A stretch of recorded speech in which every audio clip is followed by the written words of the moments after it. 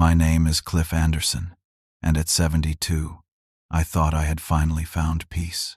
After 4 decades of teaching high school history, I retired and purchased my dream cottage deep in the Wisconsin woods. Solitude was all I wanted. But last month, my son-in-law Jeffrey called with news that shattered my tranquility. His parents needed a place to stay, and he had volunteered my home without asking. Before I continue my story, where are you watching from? Leave a comment below and subscribe to hear what happened next. I was born in a small town called Mapleton in central Wisconsin, not too far from where I live now. It was the kind of place where everyone knew your name and your business. My father worked at the local paper mill, and my mother was a homemaker who tended a garden that fed our family through many tough winters. They taught me the value of hard work, education, and standing on your own 2 feet. I followed their advice and worked my way through college, becoming the first in my family to earn a degree. I chose teaching because I believed in the power of history to guide our future. For 42 years, I stood in front of classrooms full of teenagers, trying to make the past come alive. Some days were harder than others, but I never regretted my choice. It was during my 2nd year of teaching that I met Eleanor. She was the new school librarian, and I fell for her quiet intelligence and gentle smile. We married after a year of courtship, and our life together was simple but rich with meaning. Eleanor understood me in ways no one else ever had. She knew when to push me out of my comfort zone, and when to let me retreat into my books and thoughts. Our daughter Amanda came along 5 years into our marriage. She was our only child, and maybe we spoiled her a bit. Eleanor and I poured everything into raising her, making sure she had opportunities we never did. Amanda was bright, creative, and strong-willed from an early age. We were so proud when she graduated with honors and landed a good job in marketing. When Amanda met Jeffrey Wilson at a company event 10 years ago, I had reservations from the start. He was successful in real estate, drove an expensive car, and had all the right answers.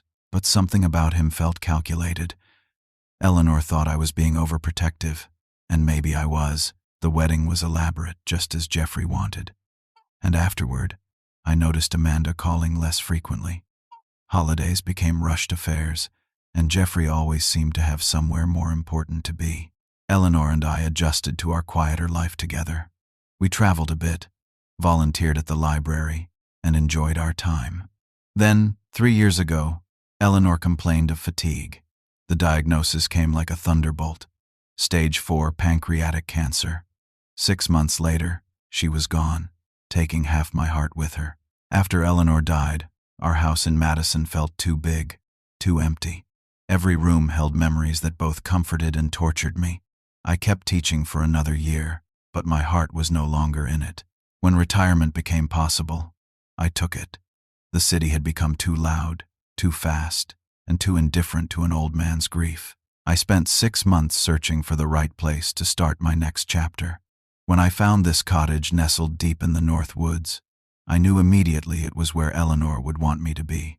I used most of my retirement savings and her life insurance to buy 12 acres of woodland, with a small but sturdy 2-bedroom cottage.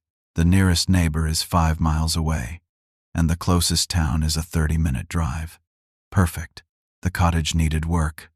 The previous owner had let things slide in his final years.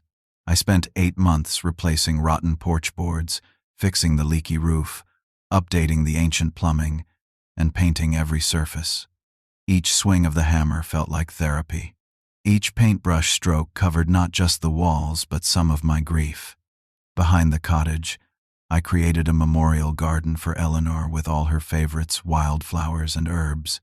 She always said she wanted to come back as a butterfly, so I made sure to plant plenty of butterfly bushes. In spring and summer, the garden buzzes with life, and sometimes I sit there for hours, feeling closer to her than I do anywhere else. My life settled into simple, healing routines. I wake with the sun and take long walks through my woods, identifying birds by their songs as Eleanor taught me. I read books I never had time for during my teaching years. I cook simple meals and eat them on the porch, watching deer graze at the edge of the clearing. In winter, I keep the wood stove burning and watch snow pile up outside my windows. For the first time since losing Eleanor, I began to feel something like peace. Amanda visited twice that first year, both times without Jeffrey, who was always too busy with work. During her second visit, she seemed to understand why this place had become so important to me. She walked the trails with me, helped in the garden, and sat quietly as we watched the sunset paint the trees gold. We had meaningful conversations for the first time in years. As she was leaving, she hugged me tight and whispered, "Mom would love this place, Dad." That moment meant everything. I thought my life was settled. I had my cottage, my woods, my memories, and occasional visits from my daughter. It was enough. Then Jeffrey called, and everything changed. It was a Tuesday morning in early April. Spring was just beginning to soften the winter edges, and I was drinking coffee on the porch, watching a pair of cardinals build a nest in the maple tree. The harsh ring of my cell phone shattered the morning calm. "Cliff, we need to talk," Jeffrey said without preamble. His voice had that brisk, business-like tone he used when closing deals. No greeting, no asking how I was doing. "Good morning to you too, Jeffrey," I said, trying to keep things civil. "How are Amanda and the kids?" We had never been close, but I always made an effort for my daughter's sake. "Everyone's fine," he replied dismissively. "Listen, Harold and Diane need a place to stay. Their house is being foreclosed next month." Harold and Diane were Jeffrey's parents. I'd met them at the wedding and a handful of holiday gatherings since. Harold was loud and opinionated, always ready with unsolicited advice. Diane was quieter but had perfected the art of the backhanded compliment. Neither of them had ever shown much interest in getting to know me better. "I'm sorry to hear that," I said cautiously, already sensing where this was headed. "That must be difficult for them." "Yeah, well, Harold made some bad investments. Got in too deep with some gambling debts. Anyway, they need somewhere to go, and your place is perfect. All that extra space, just you rattling around out there in the woods." My grip tightened on the phone. "Jeffrey, this is a small cottage, not a mansion. There's barely enough room for me, let alone 2 more people." He continued as if I hadn't spoken. "Amanda thinks it's a great idea too. Family helping family, right? They can move in next week.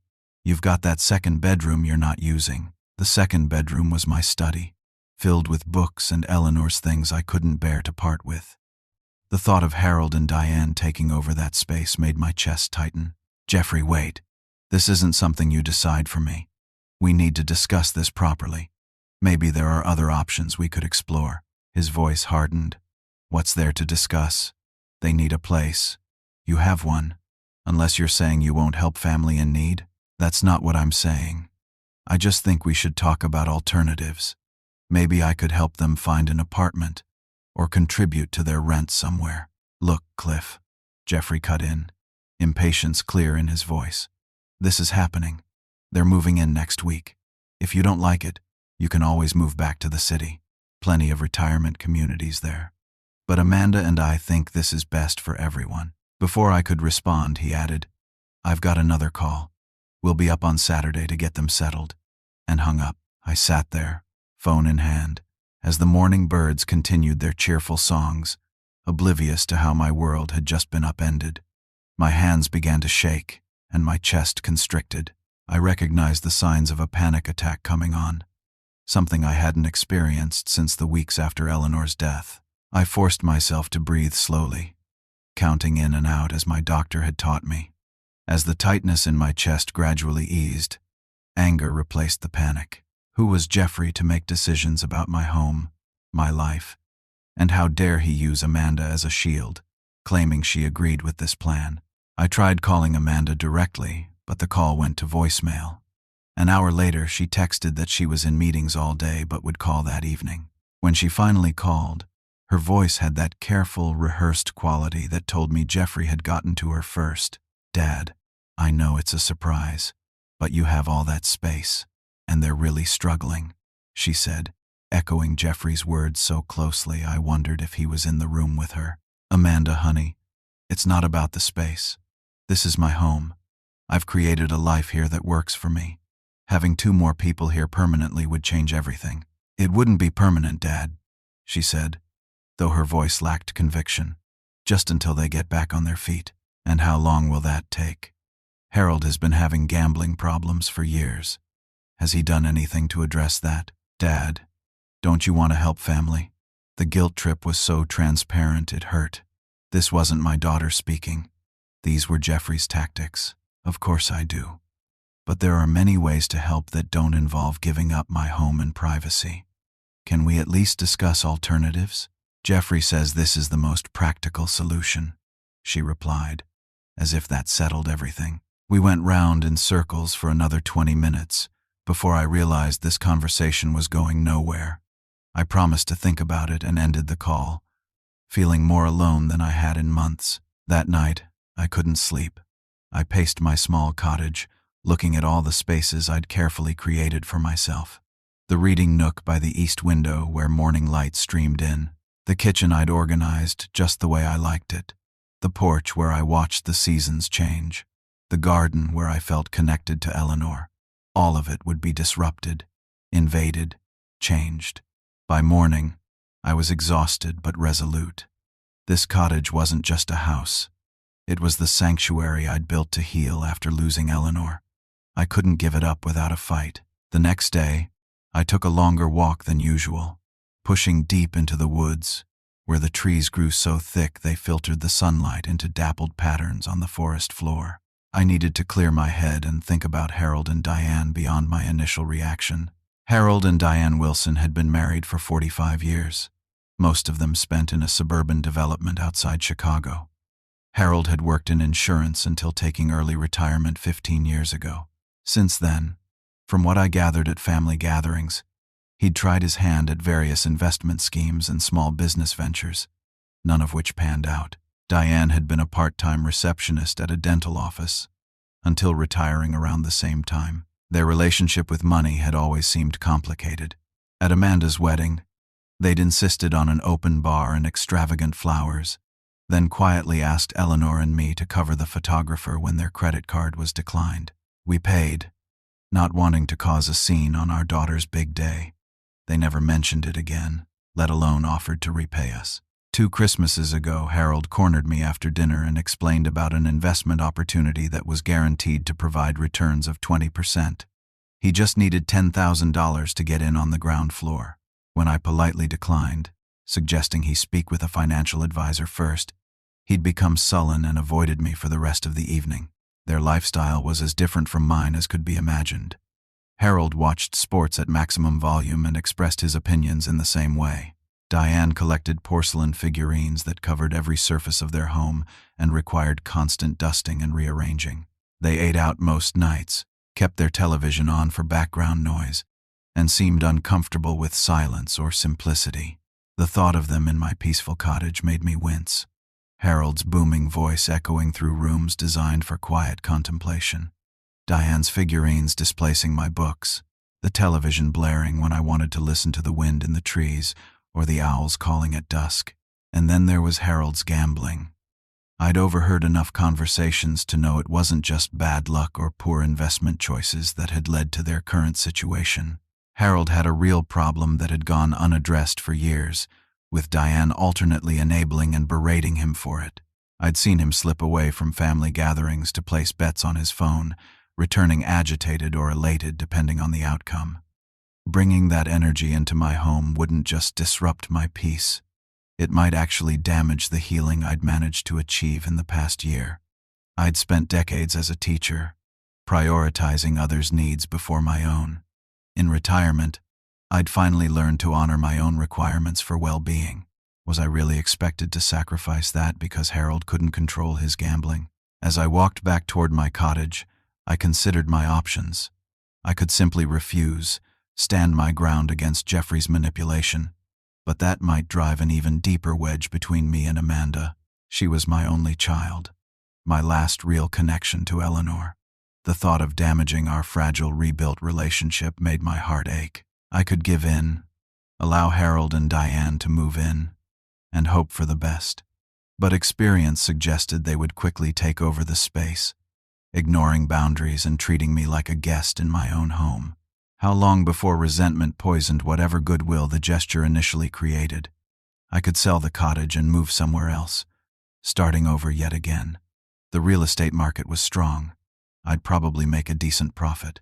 But the thought of leaving this place where I'd found healing, where I felt Eleanor's presence in every sunset and birdsong, was unbearable. And why should I be the one to leave? I could offer financial help instead, paying for an apartment for them for a few months while they got back on their feet. But given Harold's history with money, that might just be throwing good money after bad, with no real solution at the end. As the cottage came into view, I remembered something my old friend Thomas had said when I called him the previous evening to vent. Thomas and I had taught together for 30 years and had seen each other through divorces, deaths, and career crises. "Sometimes, Cliff," he'd said in his gravelly voice, "you need to teach people lessons they don't know they need to learn. You spent 4 decades doing that for teenagers. Maybe it's time to educate your extended family." Thomas's words sparked something in me. I'd been thinking of this situation as a binary choice: give in or fight back. But perhaps there was a third way, one that honored my needs while potentially helping Harold and Diane in a more meaningful way than simply providing shelter. I spent the rest of the day sitting at my kitchen table, making notes and researching. By evening, a plan had begun to take shape. Not a malicious trap or petty revenge, but a carefully constructed learning opportunity. A surprise that might just benefit everyone involved, if they were willing to engage with it honestly. The next morning, I called Jeffrey back. "I've been thinking about your parents' situation," I said when he answered, my voice calmer than I felt. "Good," he replied, clearly expecting capitulation. "So you're okay with them moving in on Saturday?" "I'm prepared to offer them a place to stay," I said carefully. "But there will be conditions. I'm setting up a 2-week trial period to see if this arrangement can work for all of us." "Conditions? Trial period?" Jeffrey's tone sharpened. "They need a home, not a probationary period. Nevertheless, that's what I'm offering. If they're not willing to agree to my terms, I'm afraid they'll need to find another solution." There was a long pause before Jeffrey responded, his voice tight with barely contained anger. "What kind of conditions are we talking about?" "I'll explain everything when you arrive on Saturday. All 3 of you should come, including Amanda. We'll need to have a family meeting before anyone moves in." "This is ridiculous," Jeffrey muttered. "They're not teenagers you can boss around." "No, they're adults facing the consequences of adult decisions," I replied. "And so am I.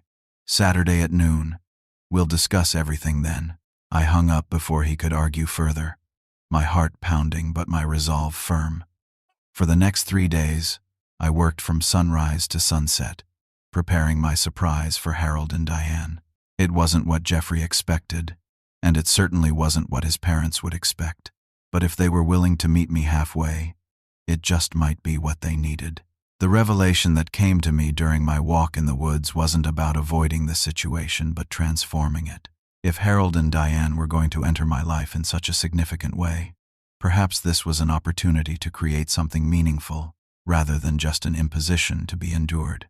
At the far edge of my property, about 200 yards from the main cottage, stood a small outbuilding I'd been planning to convert into a workshop. It was roughly 400 square feet, with solid walls, a decent roof, and existing electrical wiring, though I'd never gotten around to having it connected. The previous owner had apparently used it as a hunting cabin in deer season. My first call was to Frank, a local handyman who'd helped me with various projects around the cottage.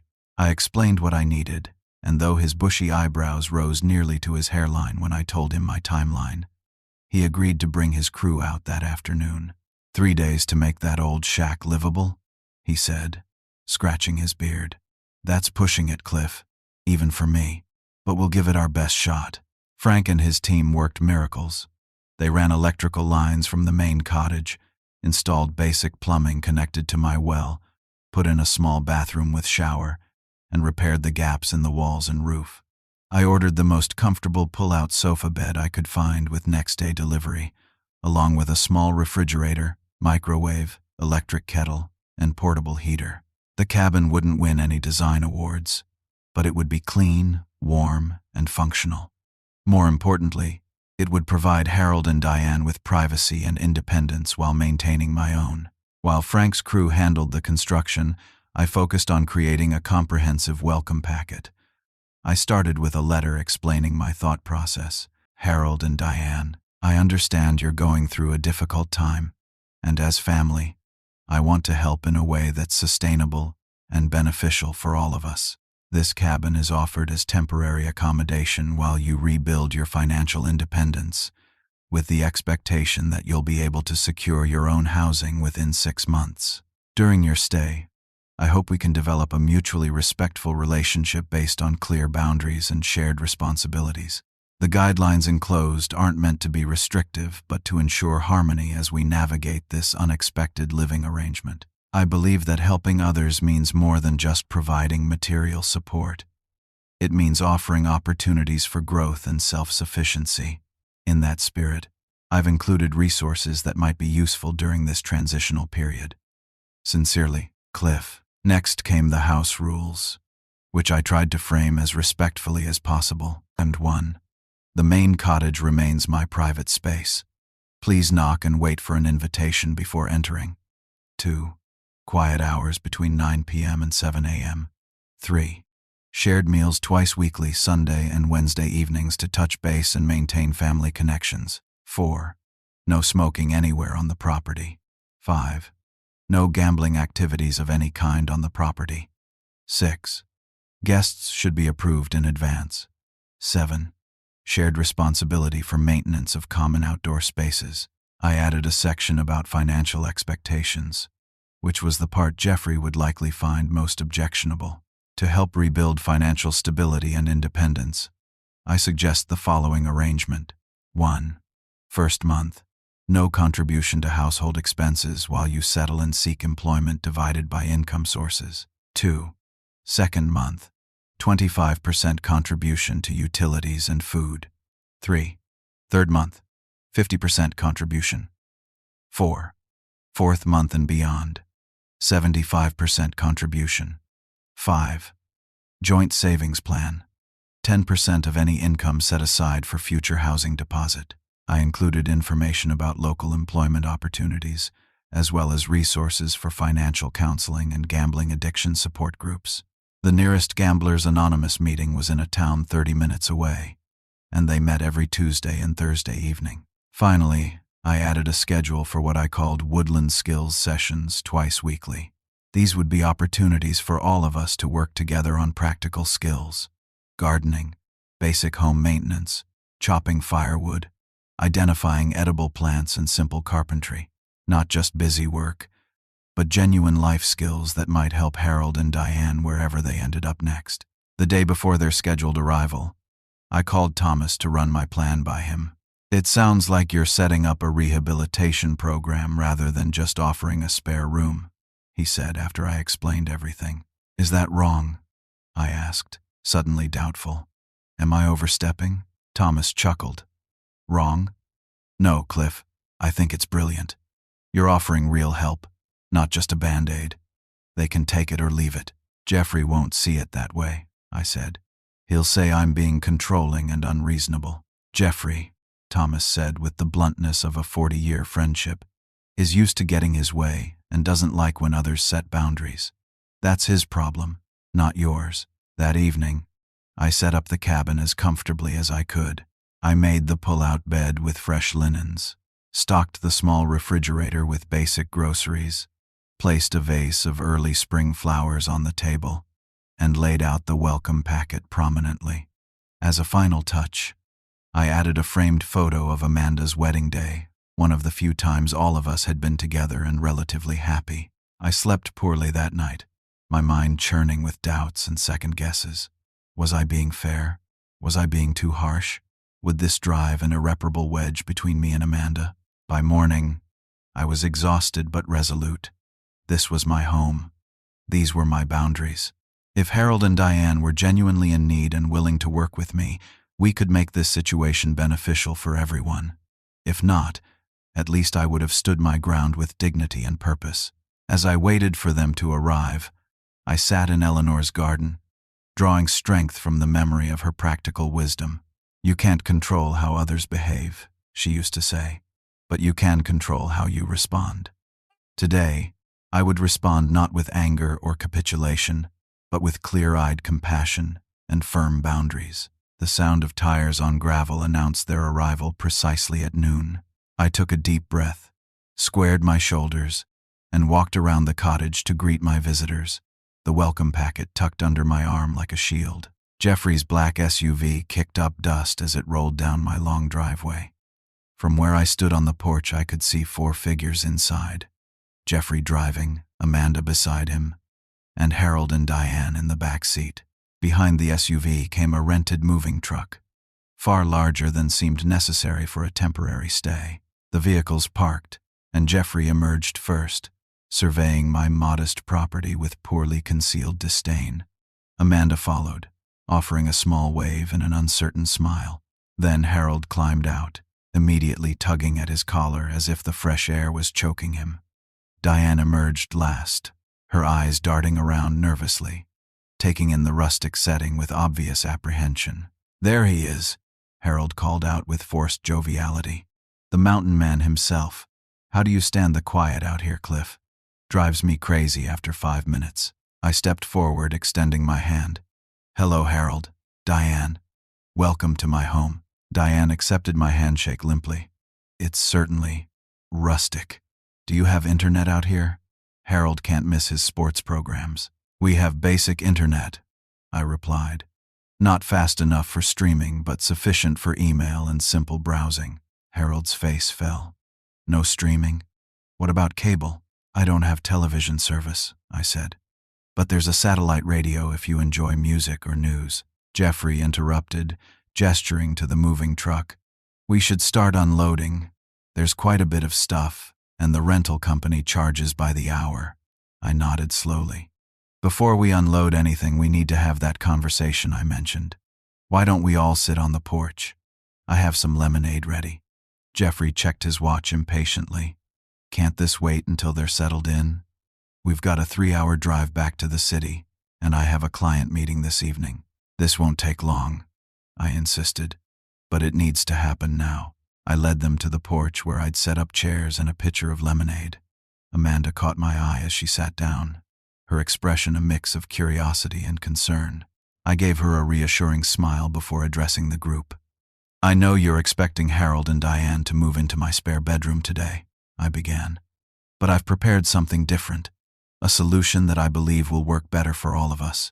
Jeffrey leaned forward. "What are you talking about?" "We agreed they'd stay here." "You decided they would stay here," I corrected gently. "I've made arrangements that will allow them to stay on my property while maintaining independence and privacy for everyone." I handed each of them a copy of the welcome packet, then continued. "I've converted the cabin at the edge of my property into a small, self-contained living space. It has everything needed for a comfortable temporary stay: bathroom with shower, kitchenette, heating, electricity, and a pull-out sofa bed. You'll have your own key and can come and go as you please." Harold flipped through the packet with increasing agitation. "A cabin? You expect us to live in some glorified shed? We thought we'd be in your house." "The cabin is small but comfortable," I replied, "and it offers something my spare bedroom doesn't: privacy and independence for all of us." Diane was reading the house rules, her lips pressed into a tight line. "Quiet hours, scheduled meals, financial contributions. This sounds like a boarding house, not family helping family." "It's a framework for coexistence," I explained. "We're used to very different lifestyles. These guidelines will help us avoid conflicts as we adjust." Jeffrey had turned to the financial expectations page, his face reddening. "This is ridiculous. You're treating my parents like children or tenants, not family. And what's this about gambling support groups? That's incredibly insensitive." "It's incredibly practical," I countered, keeping my voice level. "Harold's gambling is the primary reason they've lost their home. Ignoring that won't help anyone." Harold slammed the packet down on the table. "I don't have a gambling problem. I made some investments that didn't pan out. That's business, not gambling." "Dad," Amanda interjected quietly, You told me last month that you lost $30,000 betting on basketball games. That's gambling, not investing. Harold glared at her. That was different. I had a system. I raised a hand to redirect the conversation. The point is, this situation has a root cause that needs addressing if we're going to find a permanent solution. The cabin is available as temporary housing, with these conditions, for up to 6 months. That should be sufficient time to rebuild financial stability and find an alternative arrangement. Jeffrey stood up abruptly. This is absurd. You're using their misfortune as an opportunity to play power games. They need help, not judgment. I'm offering help, I said firmly. Real help, not just a spare bedroom. Structure, support, and a path to independence. If that's not acceptable, you're welcome to find another solution. The porch fell silent. Amanda was studying the welcome packet intently, her expression unreadable. Diane had tears welling in her eyes, while Harold stared stonily into the distance. Jeffrey remained standing, his posture rigid with anger. Finally, Amanda looked up. Dad, can we see this cabin? Maybe it's not as bad as it sounds. I nodded, grateful for her willingness to consider my solution. Of course, it's a short walk this way. The 5 of us walked silently through the trees to the cabin. Frank and his crew had done remarkable work in such a short time. The exterior had been power washed and painted a warm beige that complemented the surrounding forest. A small covered porch with 2 Adirondack chairs faced the west, perfectly positioned to catch the sunset. Window boxes waited empty but ready for spring planting. Inside, the space was simple but welcoming. The main room contained the pull-out sofa, a small dining table with 2 chairs, and a kitchenette along one wall. A door led to the compact bathroom with shower, toilet, and sink. Everything was clean, functional, and thoughtfully arranged to maximize the limited space. It's tiny, Diane whispered, but her tone had shifted from outrage to consideration. But private, I pointed out. Your own space, your own bathroom, your own front door with a lock. No one coming in without permission. Harold walked around the perimeter, testing the faucet, opening cabinet doors. Where would we put all our things? That moving truck is full. There's a storage space attached to my workshop where you could keep items you don't need daily access to, I replied. But this might also be an opportunity to consider what possessions are truly essential. Jeffrey was standing in the doorway, his expression dark. This is still unacceptable. You're punishing them for needing help. No, I said quietly. I'm offering help that addresses the real problem. They didn't lose their house because they needed a bedroom. They lost it because of financial mismanagement and gambling. This solution provides shelter, while creating a pathway to genuine independence. Amanda touched her husband's arm. Jeffrey, I think Dad has put a lot of thought into this. It's not what we expected, but maybe it could work. He shook her hand off. So you're taking his side now? After he's insulted my parents and rejected our reasonable request? I'm not taking sides, Amanda replied, her voice stronger than I'd heard it in years. I'm looking for a solution that works for everyone, including Dad. This is his home, his space. He has a right to set boundaries. Harold had been quiet for several minutes, staring out the window toward the main cottage. Finally, he turned to face us. Let me get this straight, Cliff. You want us to live in this tiny cabin, follow your rules, attend gambling addiction meetings that I don't need, and eventually pay you rent, all while you live comfortably in your cottage? And you call this helping? I met his gaze directly. Yes, Harold, I do. Because real help addresses root causes, not just symptoms. You need more than just a roof over your head. You need to rebuild financial stability and address the behaviors that led to losing your home. This setup offers all of that, with dignity and privacy intact. And if we refuse? Diane asked, her voice small. Then you're welcome to explore other options, I replied. I'm sure Jeffrey can help you find an apartment or perhaps make room in his home. Jeffrey's head snapped up. Our place is too small. We barely have room for the kids as it is. Yet you expected me to accommodate 2 additional adults in my cottage, which is half the size of your home, I observed. The silence that followed was heavy with unspoken tensions. Finally, Diane sighed deeply. Harold, I think we should try it. For a few weeks at least. We don't have many options right now. Harold looked ready to argue. Then his shoulders slumped in defeat. Fine, 2 weeks. But I'm not going to any gambling meetings, and I'm not paying rent to my own family. Those are my conditions, I said gently but firmly. You can take some time to think about it if you need to. We don't need time, Jeffrey snapped. We need you to be reasonable and offer proper help without all these strings attached. Amanda surprised all of us by stepping forward. Dad is offering help, Jeffrey. It's just not the exact help you demanded. And frankly, I think his solution makes sense. It gives everyone space and provides a real path forward. The look Jeffrey gave her could have frozen lava.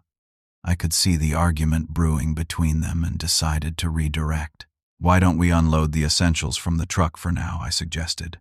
Enough for a 2-week trial period.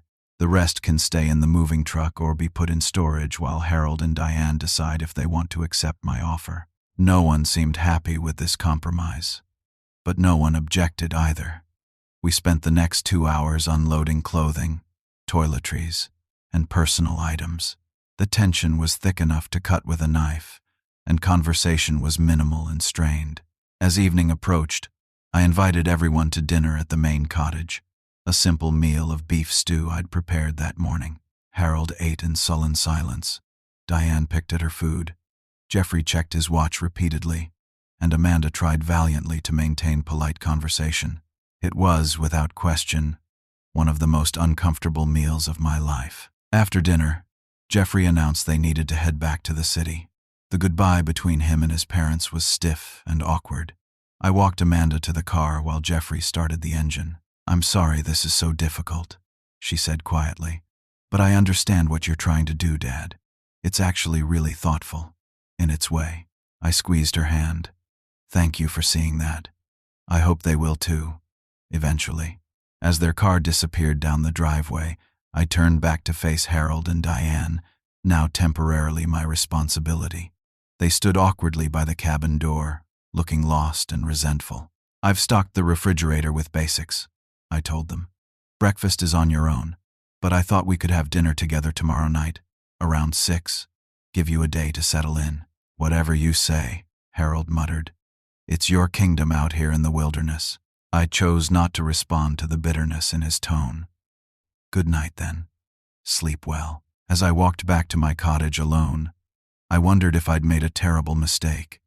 Had I sacrificed family harmony on the altar of my principles? Would this experiment end in disaster for all of us? The evening birds called overhead, offering no answers, only the reminder that life continues its cycles regardless of human dramas. I sat on my porch until darkness fell completely, listening to the night sounds of my forest and wondering what tomorrow would bring. The first week was every bit as difficult as I had anticipated. Harold and Diane approached their stay in the cabin with the enthusiasm of prisoners beginning a sentence, complete with martyred sighs and pointed comments about roughing it and camping. Each morning, I would see Harold trudge from the cabin to the main clearing, where cell reception was strongest, to make calls he claimed were job hunting, but which often seemed to involve sports, statistics, and odds. Diane spent hours arranging and rearranging their limited possessions in the small cabin, emerging periodically to complain about the lack of storage space or inquire when they might retrieve more of their things from storage. Our first scheduled dinner together, on Wednesday evening, was an exercise in passive-aggressive behavior. Harold questioned everything from my choice of chicken recipe, a little bland for my taste, to my decision to live so far from civilization. What if you had a heart attack out here? Diane brought up memories of their beautiful home at every opportunity, describing rooms and furnishings as if to emphasize what they'd lost. I maintained my composure, redirecting conversation when possible, and letting the more pointed comments pass without response. When Harold declined my invitation to join me for the first woodland skills session the following day, I simply nodded and said the offer remained open. By Friday, the tension had become unbearable. I was beginning to regret my decision to offer them any accommodation, cabin or otherwise, and they were clearly miserable. The breaking point came when I returned from town to find Harold had moved the television from my cottage to the cabin without asking. "You weren't using it," he said defensively when I confronted him. "It was just sitting there collecting dust, and the radio reception out here is terrible." "That's not the point, Harold," I replied, struggling to keep my voice level. "The television was in my home. You don't take things from someone else's home without permission." "Well, excuse me for trying to make that closet you've put us in somewhat livable," he snapped. "Maybe if you'd installed proper entertainment options, I wouldn't have needed to borrow yours." The argument escalated from there, with years of unspoken resentments suddenly finding voice. Harold accused me of being self-righteous and controlling. I countered that he was entitled and irresponsible. We both said things we didn't entirely mean, and by the time I walked away, my hands were shaking and my heart was racing. That night, I called Jeffrey to tell him the arrangement wasn't working. To my surprise, Amanda answered his phone. "Dad? What's wrong? You sound upset." I explained the situation, trying to be fair despite my anger. "I think they should find another arrangement. This clearly isn't working for any of us." Amanda was quiet for a moment. "Can you give it one more week?" Jeffrey's parents called him today too, complaining about everything. But they also mentioned that Harold has an appointment tomorrow. "What kind of appointment?" I asked, suspicious. "A job interview," she said, "at the hardware store in town. And he has another appointment after that." He didn't tell Jeffrey what it was, but it's in the same town where those support meetings are held. I felt a flicker of hope. "Really? He hasn't mentioned either to me." "I think he's embarrassed," Amanda said. "Please, Dad, one more week? For me?" I agreed, though with significant reservations. The next morning, I kept my distance as Harold drove off in the old pickup truck. I'd loaned him for local transportation. He returned late in the afternoon, and I deliberately busied myself in the garden to avoid another confrontation. To my surprise, Harold approached me as I was weeding Eleanor's butterfly bushes. "Need a hand?" he asked gruffly. I looked up, squinting against the afternoon sunday. "Sure." "There are extra gloves in the garden box." We worked side by side in silence for nearly 20 minutes before Harold spoke again. "I had a job interview today, at Miller's Hardware in town." "How did it go?" I asked, keeping my tone neutral.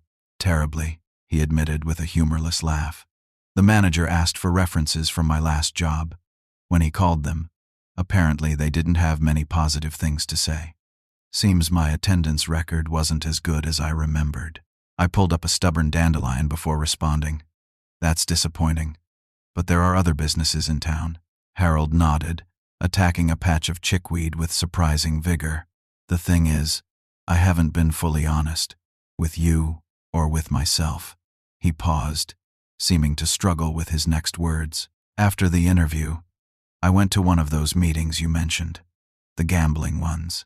I kept weeding, giving him space to continue if he wanted to. I just sat in the back, didn't say anything. But some of those people, their stories sounded a lot like mine." He stopped pretending to weed and sat back on his heels. "Diane doesn't know how bad it got. I kept 2 separate bank accounts, took out loans she doesn't know about. I've been lying to her for years about where the money goes." The confession seemed to deflate him, and suddenly he looked every one of his 70 years. "I lost our house, Cliff, our home of 30 years, because I couldn't stop placing bets I knew I couldn't cover." I set down my trowel and met his gaze directly. "Thank you for telling me that, Harold. It took courage." He shrugged. "Not courage, desperation. I've hit bottom, and I'm still digging. I don't know how to stop." "Those meetings might be a start," I suggested. "And being honest with Diane, she'll leave me," he said, his voice barely audible. 45 years of marriage, down the drain because I couldn't control myself. "You don't know that," I replied. "Give her a chance to surprise you." That evening, something shifted in our uncomfortable dynamic. Harold asked Diane to join us on the porch after dinner, and with halting words, he began to share the truth about their financial situation, the full extent of his gambling debts, the second mortgage she never knew about, the payday loans and credit card cash advances, the real reason they'd lost their home. Diane's reactions cycled from shock to anger to profound grief. At one point she stood to leave, but something, perhaps the unfamiliar setting that disrupted old patterns, made her sit back down and continue listening. When Harold finally fell silent, tears streaming down his weathered face, Diane turned to me. "Did you know? Is that why you included those pamphlets in your welcome packet?" "I suspected," I admitted, "but I didn't know the extent." She nodded slowly. "I should have known too. I chose not to see it." She looked at Harold, her expression a complex mix of anger and compassion.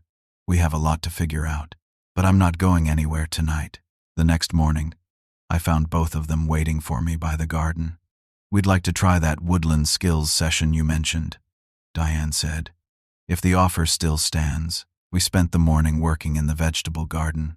I'd started the previous summer, preparing soil and planting early spring crops. The physical labor seemed to provide a needed outlet for the emotional tension, and by lunchtime, the atmosphere had lightened considerably. Over sandwiches on the porch, Harold asked about the financial plan I'd included in the welcome packet. "Is that still an option? The graduated contributions and savings plan?" "Absolutely," I said. "Though finding employment would be a prerequisite." "I've been thinking about that," he replied.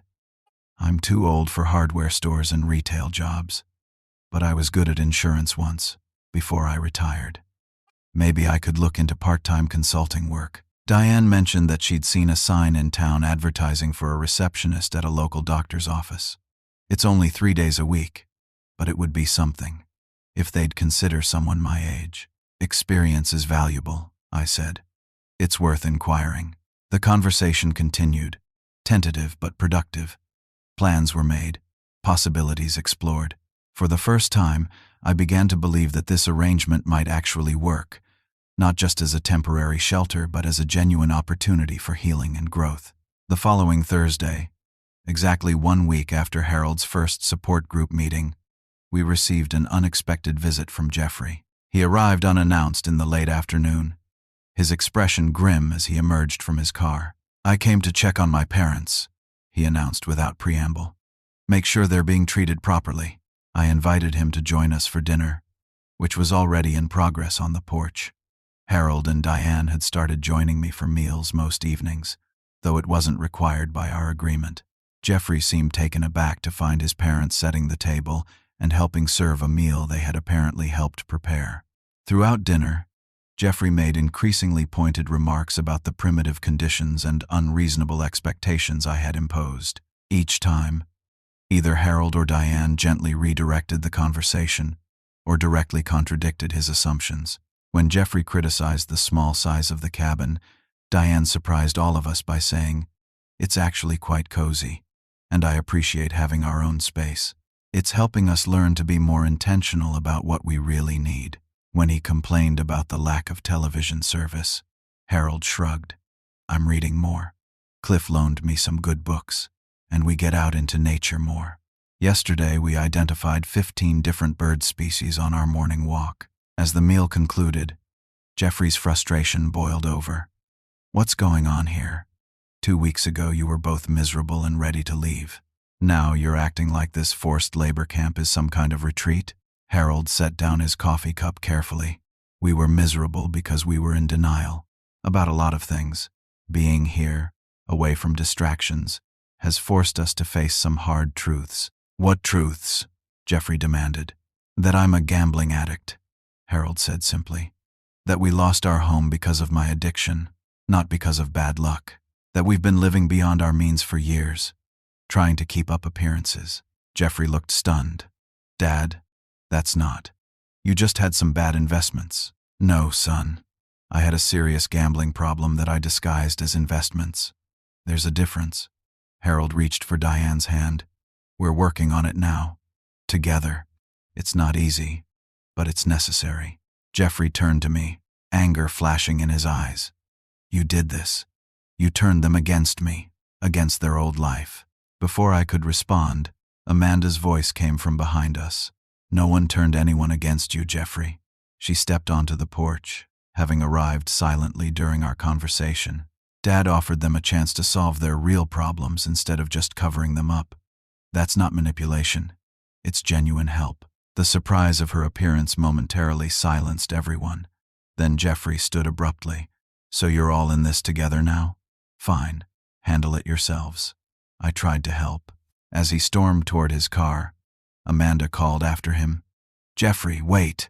But he drove off without looking back. Amanda sank into the chair he'd vacated, looking exhausted. "I'm sorry. We've been arguing about this all week. He thinks you've all turned against him." She looked at me with worried eyes. "He doesn't understand why I'm defending your approach." "Why are you?" I asked gently. She thought for a moment. "Because it reminds me of how Mom would handle things.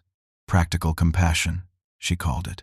Help that actually helps, not just makes the helper feel good." The mention of Eleanor brought a lump to my throat. She would have done a better job of it, with more grace and less stubbornness. Amanda smiled sadly. "Maybe, but she would approve of what you're doing here." "I know she would." That night, after Amanda had left to drive back to the city alone and Harold and Diane had retired to their cabin, I sat on my porch under a sky brilliant with stars. For the first time since they had arrived, I felt a sense of cautious optimism. The path forward wouldn't be easy or straight, but at least we were all finally walking in the same direction. 6 months passed more quickly than any of us could have imagined. The seasons changed from spring's tentative warmth to summer's lush abundance, and now autumn was painting the forest in fiery hues. So much had changed, yet some things remained beautifully constant. The rhythm of days, the cycle of growth and rest, the healing power of honest work and clear boundaries. Harold had indeed found work, though not where any of us expected. After several rejections from office jobs, he discovered an unexpected talent and passion for woodworking.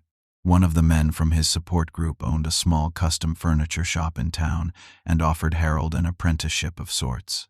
At 70, he was learning an entirely new skill with the enthusiasm of a much younger man. The steady, focused work kept his hands and mind occupied, reducing the urge to gamble, and the creative satisfaction filled a void that betting never truly had. Diane found her place too.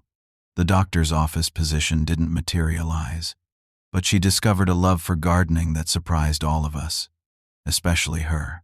What began as participating in my woodland skills sessions evolved into her taking over much of the vegetable garden. She expanded it significantly, adding flowers and herbs, and even began selling excess produce at the local farmers market on Saturdays. The woman who once collected porcelain figurines now collected heirloom seed varieties and spoke passionately about composting techniques. 3 months into their stay, Harold and Diane moved out of the cabin and into a modest one-bedroom apartment in town. It was within walking distance of Harold's woodworking job and the community garden, where Diane had secured a plot of her own. They followed the financial plan we had established, saving diligently for security deposits and first month's rent. When moving day came, I felt an unexpected mix of pride and sadness. The cabin, which had begun as a reluctant compromise, had served its purpose beautifully. Our relationship evolved as well. What started as an awkward, tension-filled arrangement gradually transformed into something resembling genuine family bonds. We established a tradition of Sunday dinners, rotating between my cottage and their apartment. Harold brought small woodworking projects to show us his progress, and Diane always arrived with fresh produce or preserves from her garden. We spoke openly about challenges and victories, including Harold's ongoing recovery one day at a time. As he put it, the cabin didn't stay empty for long. Amanda began using it for weekend retreats, sometimes alone, sometimes with her children, but notably without Jeffrey. The state of their marriage remained uncertain. Jeffrey had apologized eventually, in his way, but the experience had exposed fault lines in their relationship that couldn't be easily repaired. Amanda was finding her voice again, rediscovering parts of herself that had been submerged during her marriage. During her visits, we took long walks through the woods, talking in ways we hadn't since she was a teenager. Harold and I developed an unexpected friendship built on mutual respect. He taught me basic woodworking skills, and I shared my knowledge of local wildlife and plant identification. Together, we built a new bench for Eleanor's memorial garden, with butterflies carved into the back slats. Diane expanded the garden itself, adding plants specifically chosen to attract different butterfly species. Watching the colorful visitors flit among the flowers, I felt certain Eleanor would have approved. On a crisp October evening, exactly 6 months after their arrival, we gathered at my cottage for a special dinner. Harold and Diane, Amanda and her children, and even my old friend Thomas joined us. As we sat around the table enjoying Diane's garden vegetable stew and fresh-baked bread, I found myself reflecting on the journey we'd all taken. "I have a confession to make," I said as we finished our meal. When Jeffrey first called to tell me his parents needed a place to stay, my first instinct was to refuse completely. I almost did. Harold chuckled. And our first instinct when we saw that tiny cabin was to get right back in the car and leave. I almost did. "What changed your mind?" Thomas asked me. I considered the question carefully. I realized that saying no completely would have been about fear, protecting myself at all costs, and saying yes unconditionally would have been about guilt, doing what was expected regardless of the consequences. I needed to find a third way, one that honored both my boundaries and my desire to help. "And you, Harold?" Thomas turned to him. "What kept you from leaving?" Harold exchanged a look with Diane before responding. "Pride kept me from leaving immediately. I didn't want to admit I had nowhere else to go. But what kept me here beyond those first few days was something else entirely." He paused, uncharacteristically emotional. It was the first time in years someone had offered me not just help, but dignity. Not just shelter, but a path forward. Cliff saw through all my bluster to what I really needed, even when I couldn't see it myself. Diane reached for his hand. We both needed the wake-up call. All those years of enabling and denial nearly cost us everything. Sometimes you need to hit bottom before you can start climbing up again. Amanda smiled at her step-parents, then at me. "Mom used to say that the greatest gift you can give someone is believing in their capacity to solve their own problems. Support without smothering. Help without humiliation." Eleanor was a wise woman, I agreed, feeling her presence strongly in that moment. As the evening concluded and our guests prepared to leave, Harold handed me a small wooden box he had crafted. The lid was inlaid with a delicate butterfly design that echoed the bench we had built together. "A token of appreciation," he said gruffly, "for giving us the surprise we didn't know we needed." Later that night, alone in my cottage, I placed the box on my bedside table and opened the window to listen to the night sounds of the forest. The cool autumn air carried the scent of fallen leaves and distant wood smoke. In the peaceful darkness, I reflected on what I'd learned through this unexpected chapter of my life. I had discovered that boundaries aren't walls but foundations upon which healthy relationships can be built. That helping others doesn't always look like what they initially want or expect. That standing firm in your own needs isn't selfish but necessary for genuine connection. I'd learned that even at 72, I was still growing, still learning, still discovering new facets of myself. That solitude and connection weren't opposing forces but complementary elements of a balanced life. That Eleanor's wisdom continued to guide me, even in her absence.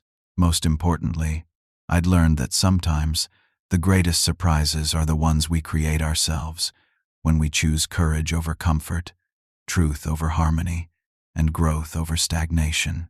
My surprise for Harold and Diane had transformed all of us in ways none of us could have predicted. As I drifted toward sleep, I felt a profound sense of peace. The cottage was still my sanctuary, but now it was also a place of connection and renewal for an expanding circle of family. The solitude I had sought after Eleanor's death had served its purpose in my healing, but it was time to balance that solitude with meaningful relationships again. In the end, the greatest surprise wasn't the cabin, or the rules, or the unexpected friendships that had formed. It was the discovery that at 72, life still held unlimited possibilities for transformation and growth. All it took was the courage to stand firm in my truth while remaining open to whatever might come next. Have you ever had to set firm boundaries with family members while still showing them love? What happened?